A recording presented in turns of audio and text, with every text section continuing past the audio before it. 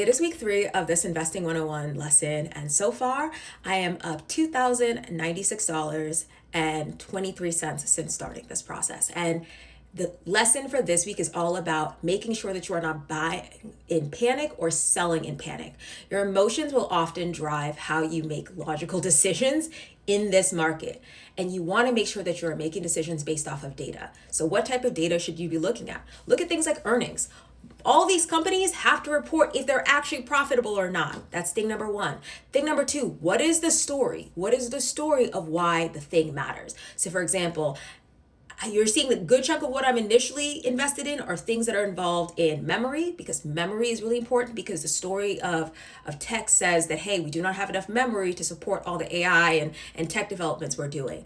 Therefore, it makes sense that the 2 of the best performing stocks in the entire market are things that are specifically catering to that one majorly well-defined problem.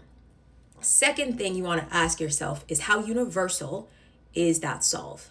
So for me, for example, my third most held thing is this mutual fund that all it primarily contains is every single resource that is required to build chips.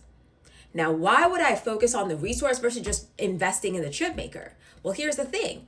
That chip maker may have a bad quarter, may not be able to sell what they need to sell. Another chip maker may then rise. Another chip maker may then rise. Another chip maker may then rise. But everybody needs the chips. So everybody is going to need the resources. And I'm not dependent on one company being profitable. I'm just dependent on the fact that that core need is there. So whenever you are spending your time understanding those 2 things, one, like what is the numbers and what is the metrics, and also what is the core need and who is the actual buyers of that product, and do those buyers have enough money to make that thing move, then you know you have a good investment, and it prevents you from making emotional decisions and instead allows you to make decisions that are entirely based in logic and numbers. So that's a lesson for this week as you are navigating your investing journey. And understand, you do not need to start out investing with $1 bajillion. That's not what this is about.